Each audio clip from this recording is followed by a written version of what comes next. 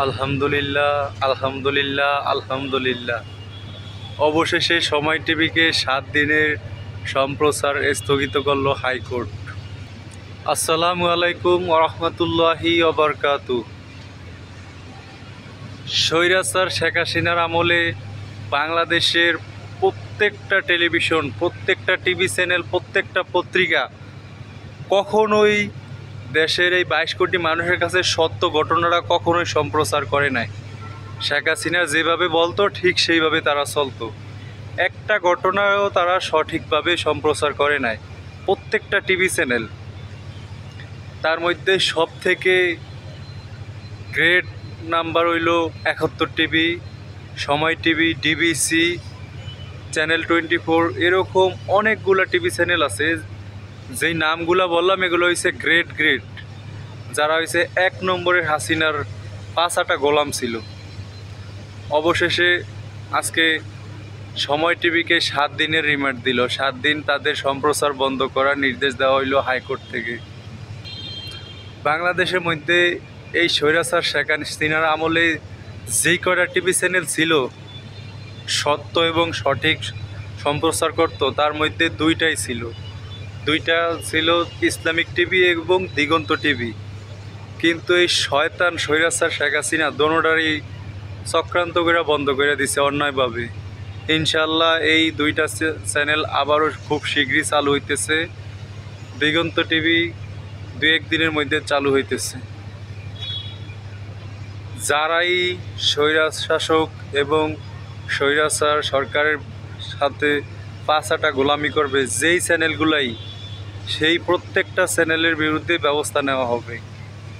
যারা দুঃসময়ে মানুষের কাছে সঠিক খবরটা সম্প্রচার করে নাই, সত্য কথাগুলো কখনোই তারা সত্য কথাগুলো ছাড়ে নাই, যে কোনটা সঠিক কোনটা বেঠিক। তারা শুধু সাজানো শেখ হাসিনা যেগুলো সাজায় বলতো, সাজায় দিত, ঠিক সেইগুলাই ছাড়তো। কিন্তু কখনো সত্য ঘটনাগুলা কোথায় কি হইতেছে একটা সত্য ঘটনাও তারা প্রচার করে নাই। কোথায় মানুষ মারতেছে, কোথায় কি, এই যে শাপলা চক্করের মানুষগুলা মারলো, এই যে যত ছাত্ররা আন্দোলন করলো, এই 5 আগস্টের আগেও যতগুলা ছাত্র আন্দোলন হইল, ছাত্ররা তার জুলাই মাস থেকেই ছাত্র আন্দোলন শুরু হয়েছে। আর এই জুলাই মাসের একটা সত্য ঘটনাও টিভি চ্যানেলগুলো দেয় নাই জনগণের কাছে। যখনই দেশ স্বাধীন করা হইলো, স্বৈরশাসকদের দেশ থেকে তাড়ায় দেওয়া হইলো, তখন আস্তে আস্তে প্রত্যেকটা চ্যানেল অটোমেটিকলি ভালো হওয়া শুরু করে দিল। অটোমেটিকলি সরকারের 5 আটা বন্ধ হয়ে গেল শেখ হাসিনা পদ থেকে সাথে সাথে। তো যারাই এই শেখ হাসিনার গোলামি করছে, 5 আটামি করছে, তাদের সবার বিরুদ্ধেই কম বেশি ব্যবস্থা নেওয়া উচিত।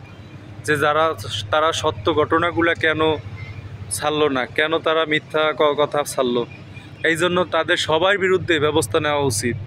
কেন তারা মানুষের কাছে সত্য কথাগুলা প্রচার করতে পারলো না।